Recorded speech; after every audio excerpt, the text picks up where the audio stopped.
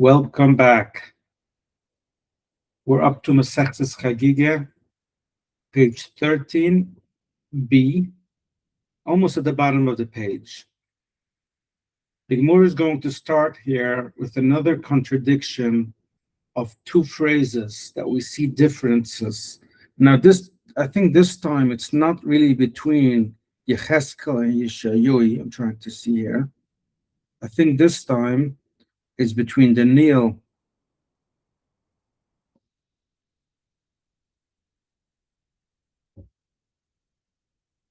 it's from Daniel. So the Pusuk says like this. We see in one phrase, in one Pusuk it says, Elef Alfen Yesham Shinai, a tongue twister. There is 1,000 times 1,000. So that's 1,000,000. There are 1,000,000 servants that are serving him, meaning Hashem. The Rivan Kudemoyin Yekimen. There are 10,000 times 10,000, which is 100 million, that are standing up for him and ready to serve him. That's one phrase. The other phrase, in another pusuk, it says, Yesh misper ligdidav. Is there a number? Is there a count to the number of gedidav? Now, the Gemara accepts that the word didav means how many servants he has. So, is there a number? So, before you told me there's either 1,000,000 or 100 million. Now you're telling me there is no number. It's just too much. What's going on here? So the Gemara is going to give us a couple of answers, a couple of translations. And the Gemara answers the first one, Lo kasha. It's not really a question because kam bezman shemaysim yidishoykaim. When it says that there is no number to how many servants serve Hashem, is at the time when the Beis Hamikdash was standing, the temple was standing, and everything was the way it should be. Kam bezman shemaysim yidishkaim. And the time when the temple was destroyed, the Jews are in exile. It is as if it's been smaller, it's been diminished, the servants of Hashem. So I'm going to just take a little pause here, just to throw in some 2 cents. That what we have learned last time, that the angels have lost some of their wings of the destruction of the temple, we have compared that to any war, any tragedy that happens in this world. The people suffering lose their capabilities of protecting or balancing their emotions. Here's the same thing, the same idea. When the Beis Hamikdash got destroyed, was war. And when war happens, people get killed. And one of the ways we look at that is that Hashem's servants get smaller. There's less angels too. And we all know that everyone and everything is a servant for Hashem. Every little creation, everything that God created is considered for Hashem. Hashem created it for a purpose, has a job, has a mission. So saying that Hashem's army or his servants got less, that happens whenever there's a genocide, right? Whenever there's a war, whenever there's a killing happening, it got smaller. So it fits very well into that metaphor, into that things that we have learned till here, that it goes along with this as well. So that was the first answer. The first answer was that there was different times. There are certain times when Beis Hamikdash is standing, there is no count to how many servants Hashem has. And when the Beis Hamikdash got destroyed, there is less. There's already a count to it. Now the Gemara is going to bring another answer. Tanya, we learned, Rebbe says, Abba Yosef ben Desui. Rebbe says it in the name of Abba Yosef, the son of Desui. It goes like this: as Elef Alton Yesham Shinai. When we talk about the thousands, which is 1,000,000, that's just mispar gedid echad. So now we're playing with the word gedid. Remember before when I said the gedidav, I said the Gemara is taking it as gedidav means a servant. So therefore it's a question. One pusik, one phrase says there's a million, one phrase says there's no count. So we have a question. But now he's saying, no. Gedid doesn't mean a servant. Gedid means a group, maybe a battalion, or I don't know how it's called, these groups. In the army, they have ranks as to how much there is in each ranking position. So if you want to answer the contradiction between the two phrases, there's a million in each gedid. But but how many battalions there are, how many groups there are, there's no count. So meaning that there are so many groups. Now each group has a number, 1 million or 100 million, as we have learned with the first phrase. But that's why it's not a contradiction between the two phrases. Now we're coming to the third answer. Rabbi Yirmiyah says is in the name of the son of Abba. No, Rabbi Yirmiyah, the son of Abba, says,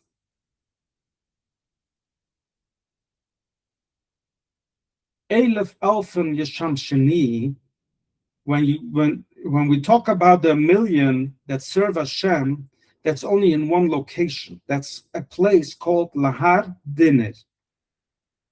Lahar Dinner literally translates into a fiery river, like a river of fire.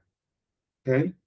And this is where they come to say this. Why he's answering like this? Because I want to bring up the actual pusik. When it says Elef Alfen Yesham Sheni, I'm going to bring up this actual phrase.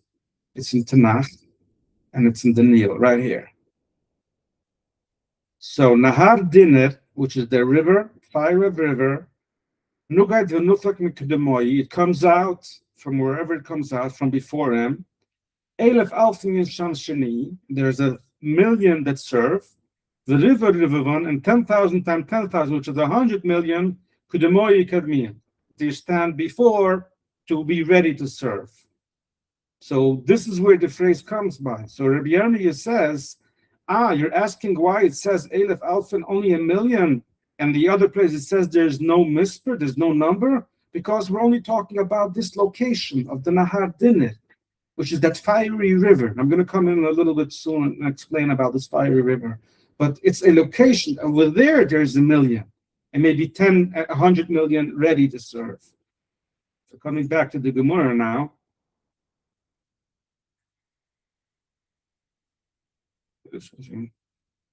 Lost my place. They serve Hashem at this location where there's this fiery river. Because it says in the pusik, Nahar Diner Nugait v'nufik min kedemai, which is the phrase that we just read. Elef Alfen Yesham Sheni v'river min kedemai yakimen. So this is exactly the phrase that we said, and it's only on that location that there is 1 million or 100 million servants. But it's not all that Hashem has. So now the Gemara somehow gets distracted. We're talking about a fiery river, a river of fire. What are we talking about here? So the Gemara asks, from where does this fire river, there's this flow, where does it come from? A river is what's flowing. So there's a fire that's like a river. If we need to imagine it, we can imagine it like lava. So it's a fire that flows like a river. From where does it come? But the Gemara is going to bring a couple of answers from where does it come. The first one is Mezaisan Shalchayos. It comes from the sweat of the animals. Now that's the literal translation. What it means, the simple meaning, is that it comes from the sweat of these animals that we have mentioned before, these angels, the angels that are in the seventh heaven, the highest level. Those angels are called animals, called chayos. It's their sweat. That's where this fire river is coming. It's coming from them. And where does it go? It's going somewhere. The first answer that we get here is from Zitra, the son of Tavima. Rav, he says it in the name of Rav. Al Rosh L'Shuim Begehenna. It goes onto the head of the wicked, of the bad people in hell.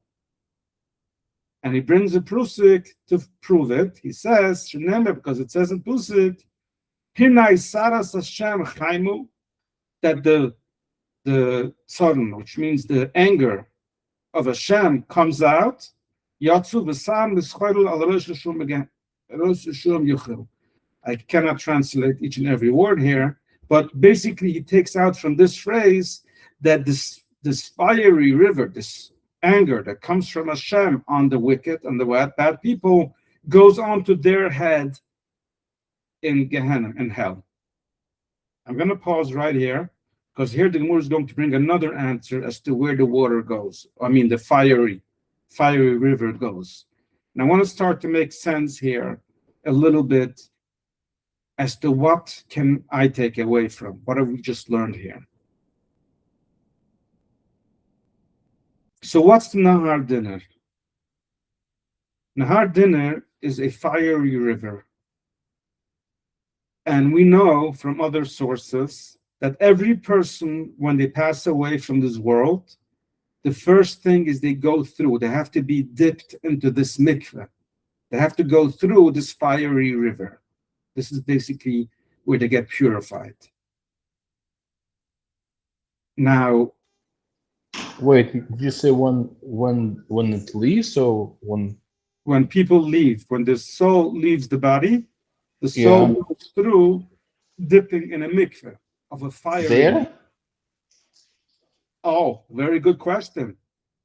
How can there be physical? Fire, river are physicalities, are physical things. How can we say the soul going into fire? Does it really hurt? Isn't the soul fire itself? Does it really mean anything? So this is where I want to come and say that this fiery river that the soul goes through is the awakening, waking up of the dream of being in a body and starting to suddenly realize the truth of everything. Suddenly being able to not just see everything, but see through everything. See the reason why people, seeing a person, you don't just see his flesh, you see his thinking behind, his reasoning behind why he's doing something. You see through and through. And that's that awakening. For some, that's hell. For some, that's Gan Eden, that's Eden. Okay, if someone lives in this world so immersed in all the things in this world, then when he wakes up, he doesn't even know how to cope now. I don't know what's real, what's not real. He's so shocked, he's hurt. But someone who didn't indulge in this world too much, when they wake and they were always in pain of all the fake, I don't know who I can trust and who I cannot trust, they suddenly get a fresh air, a breath of fresh air. Oh, finally, I see the truth. I knew it was all fake. Okay, so that's a way of saying hell versus Eden for someone and everyone in their personal experience.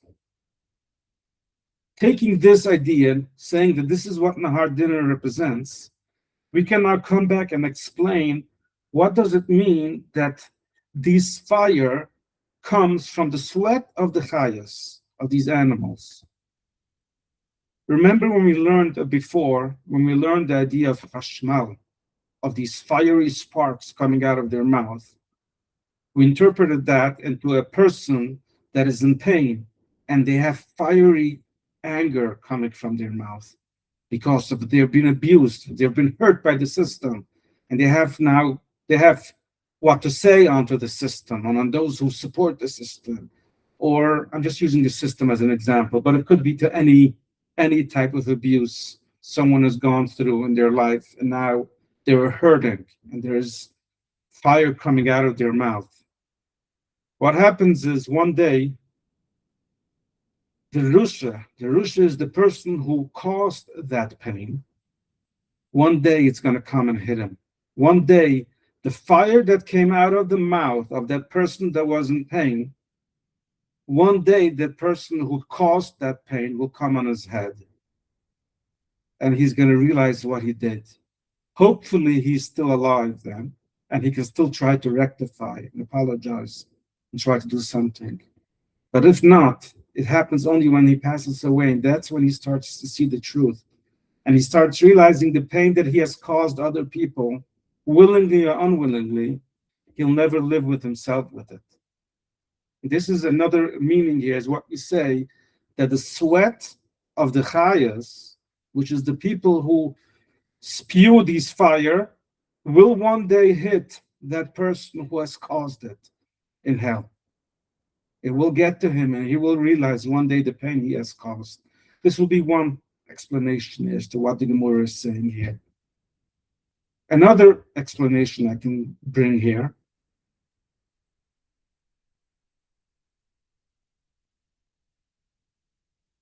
I'm bringing this quoting from a cipher, from a book called Ben Yehudah. He says, hell is not only on the world to come. Hell is also in this world. And it could be translated in the good or in the bad. Meaning, if someone goes out there, and I'm going to use a sharp, harsh example, and does a mass killing, sometimes there are copycats. There are people who come and try to repeat it. I think it's a known phenomenon by the police. When there's something in the news, they suddenly start looking out for more hints because there may be a copycat. There may be someone out there who got inspired by this and wants to do it as well. That's a bad example of someone being inspired. And that's using this idea into hell. But then there's the same idea on the good way, where people get inspired by someone who is extraordinary kind. He does a favor for some stranger on the street and it says, nothing, don't pay me back, just do the same to another person after me. That's another way of starting a trend, encouraging someone to do some kindness. But where I want to get to is the next level. Sometimes you get into the shul and you find someone davening with such warmth, word for word, with a tone, that you suddenly start feeling, so where am I? Why can't I be? It's the same type of encouragement that someone, God forbid, gets when he sees a mass killing and he wants to be a copycat. He gets inspired. It's the same thing, getting inspired to do something good. Seeing someone being so connected, so into it, being in such a lovely, happy place that people around them would feel like, why can't I do that? I want to be in there. You suddenly start feeling the yearning to Hashem. I also want to be closer to him. I also want to do that. And that's what Ben Yehudah says is considered the sweat of the chayos coming down on the head of the wicked. You don't have to be really wicked. You're just not at the level of where that angel is, and you suddenly feel his sweat, his warmth is coming down upon you, encouraging you to want to do that too, to want to uplift, to want to be better. And that's cleansing in this world, not just in the world to come. And of course, hell could be in this world when things go wrong. I'm not even going there. I'm saying even when things go good, but when we get encouraged, you suddenly feel the urge, we want to be better, we want to do more. We see someone that's so much more, that's also a level of hell where the sweat of that angel has come down upon us. So I had three answers I think I gave here. First one is everyone goes through it, and eventually it's either hell or it's Eden for the person who lives in this world or not. Second one was that the person who are in pain or have caused pain will get to know what they have caused, the cause and effect of what they have done. And the third explanation on this is that a person would feel encouraged by another person. That's also another way of saying the sweat of the angel has reached him and is encouraging him to do the same, to also grow. Okay, so I'm going to leave this here. I'm going to go on to the next answer that the Gemara answers as to what this Nahar dinner, where does it come and where does it go? And then we'll come back and try to continue with our teachings, what would come out of it. So the first answer was from Rav Zitra, the son of Bartevima. Now we're going to learn something from Rav Acha, the son of Yaakov, Omar, he says, Al-Asher Kimti. Kimti means that there was a schedule, time, and I came before the time. So he's referring to Al-Asher Kimti, that Hashem has changed plans from something he was planning to do, and he has made it earlier, and he's doing it sooner. So I want to first say one little note here.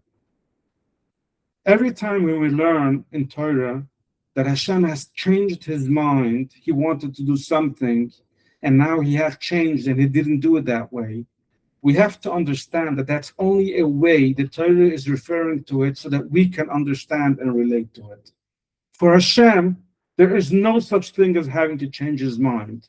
But the fact, if you say Hashem changed his mind, means that he's not God, because something happened that he didn't foresee, and now he needs to adjust to what happened, meaning he's not fully in control of everything. There was something he wasn't in control.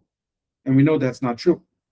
So the idea that Hashem changed his mind to regret something, we see many times in the Torah being mentioned, it does not mean that Hashem did not foresee it in the beginning and he planned it this way.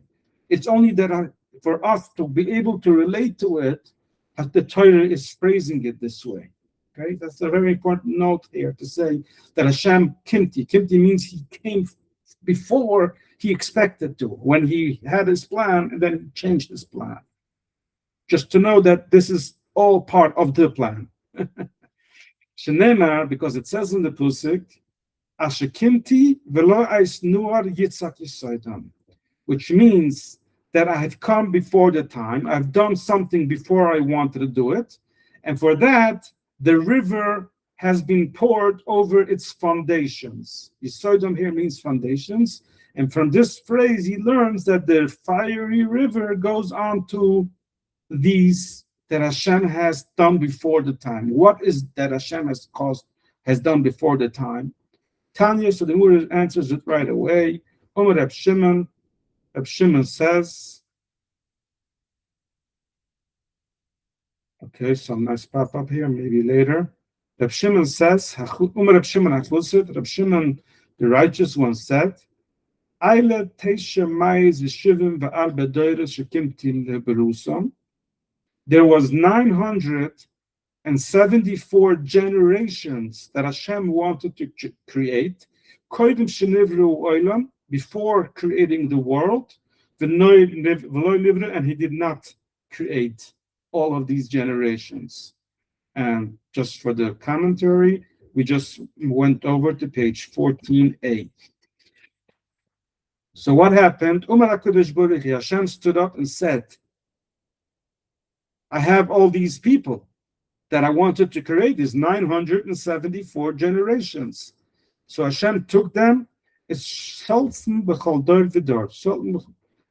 put it in a salt bottle, and he sprinkled them out in every generation. We have a couple of these people. And if you want to know, to identify who they are, so the Gemara says, V'hen hen azai punim shebidar. Those are the people, the troublemakers of that generation, the azapunim, the people who have the chutzpah. Okay, so little problem here. Okay, Hashem wanted to create another 974 generations, but he decided not to, and instead he took these generations, these people, and he put them in every generation, so that we have a couple of those gifts every generation. So the commentators right away say that it doesn't mean before creating the world, it means before giving the Torah. Okay, Hashem originally planned not to give the Torah to the world only after 1,000 generations. And because he saw that the world is becoming so wicked and so bad, people aren't figuring out how to live, he jumped ahead with 974 generations. And if you take 1,000, you take off 974, you're left with 26. And that's exactly the generation that Moshe Rabbeinu was. You know, Avram was the 20th generation. From Avram, we have Yitzchak, Yaakov, Levi, Kahas, Amram, and Moshe.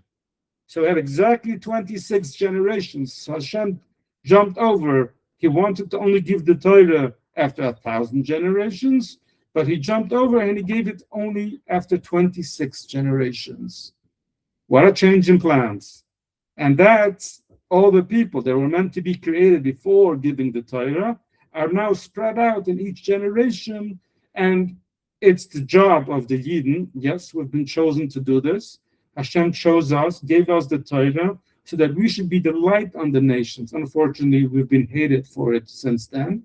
And yes, we have only suffered for it since then. But yes, that's our job, is just to show an example and to give light to the nations and to correct all, to teach the world how to live, how the world operates.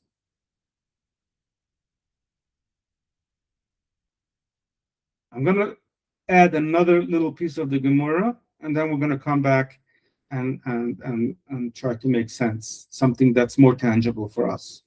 Rav Nachman the son of Yitzchak, says, and he's answering the same question, where does this water go? This fiery river, where does it go?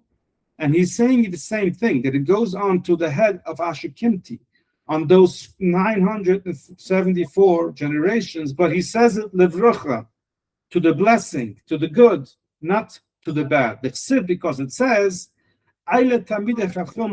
these are the students of the sages,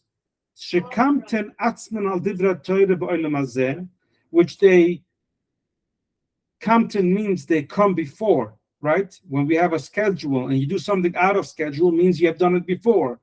They take themselves into a timing where it's not scheduled to be then. What does it mean? It means that they learn Torah at night. The night has been given to sleep.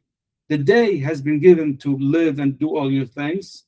But they learn Torah at night. They take away from them sleep in this world. Hashem will reveal to them secrets in the world to come. And now we're playing on the word. Before we said Yisoida means the foundation. Now you're saying Yisoida from the word soid, secret. That the river will pour out its secrets to those who come up early. For those who learn Torah at night, the Torah, which is also compared to a river, to water, will reveal its secrets to these people. And another point out here, Olam Habu means the world to come, doesn't necessarily mean that it's after we die. It could even mean while we're still alive, we have already part of Olam Habu for something we have done. Certain mitzvahs that we do, the reward is already starting on this world. So that could be that they reveal, they get secrets in Torah, those who learn Torah and they struggle and they toil over it at night. Okay, so now we're going to pause here, but I want to come back here and say, what are we talking about these generations? Hashem wanted to give the Torah after 1,000 generations. First of all, what does 1,000 generations even look like? How many generations do we think we are in right now since the creation of human?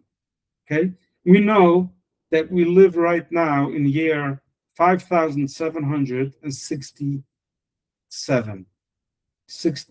86. I'm going to bring up a calculator here just so that we can get some numbers straightened up here. So we're up to right now 5,786. We know that the world is only going to last for 6,000 years. The Torah is teaching us that. So that's another 214 years. So let me take 6,000 years. And let me say that every 20 years is considered a generation. So if I take 6,000 and divide it by 20, I have 300 generations. So all of the world would have ever lasted. There's only 300 generations. How can you tell me that Hashem only planned to give the Torah after 1,000 generations, when the world wasn't even going to last that long, not even half that long? And to make the question even stronger, We know the Torah was given in the year 2448, 2448. That was only the 26th generation. So I divided it by 20 years, every 20 years. But having 26 generations in 200 and almost 2,500 years, that gives you 94 years on average per generation, not 20 years. So right now, what are we up to? 150, maybe 200 years, 200 generations from the creation of the world is not going to be more than that. So how can the Torah say that Hashem was only planning to give the Torah after 1,000 generations? So what are we talking about here? It cannot mean father to son relationship, because you cannot possibly have that many generations. So I want to say some different shot here, different meaning. A generation doesn't always mean father to son. A generation can also mean teacher to student relationship, where there's a teacher, there's a student, and then the student grows up and becomes a teacher. Now, there aren't that many more teacher and student relationships than a generation, I get it. But a teacher doesn't have to be someone who's labeled a teacher, and a student doesn't have to be someone who's labeled a student. Anyone who follows something that he learned from another person is already considered a teacher-student relationship. And where can I see things happening that it could reach 1,000 generations? You know what? Where it could happen? When things become the style, the trend. You know, when people start doing things because this is what everyone does. The first person starts wearing something funny, it becomes the style. The second person follows, the third person follows. You can reach 1,000 generations very fast. So the term of 1,000 generations to me means it's the term of a trend. Whenever the Torah wants to refer to something that's trendy, it's the style now. The Torah uses 1,000 generations. That's the idea of something that's trendy, because one person teaches the other person, just keep on doing this. So what does it mean? Hashem wanted to give the Torah so it should become trendy. Hashem wanted to give it after 1,000 generations, means Hashem wanted the world to learn the Torah and to learn that this is how we are meant to live.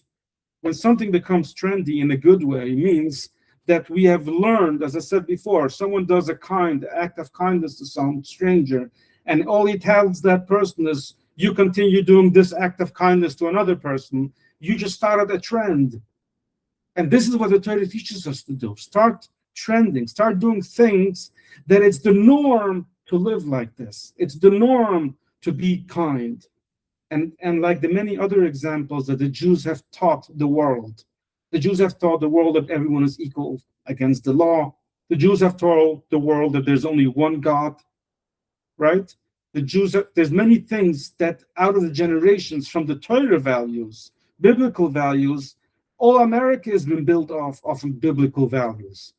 So there's so much that the Torah has already caused effect in changing the world that it's causing the trend. What's normal? Anti-Semitism is wrong. Why? Because Hashem created us all equal. If Hashem is not part of the equation, then why is it wrong? It's everyone's just fighting for their survival. So the whole idea of getting the Torah is to get us to have good trends, to make the world a better place. Now, what does it mean that Hashem jumped over 974 generations? It means that Hashem went out of this world and he chose number 26. Number 26, I'm going to be a little Kabbalistic here. Number 26, the numerical value of the Hashem's name, Yud Kai Vov Kai, is the name of Hashem that represents his mercy from out of this world. Elokim means within the world. Yud Kai Vov Kai means from out of the world, from above nature. Hashem has revealed himself with mercy on the world from outside of the nature to come and give us the Torah, which is meant to be for 1,000 years, 1,000 generations, that it should create the trends, it should create the style, it should create the way of people living. And this is the meaning here. as to what are we talking about, 1,000 generations, or what does it mean that Hashem jumped ahead, and where does it come from?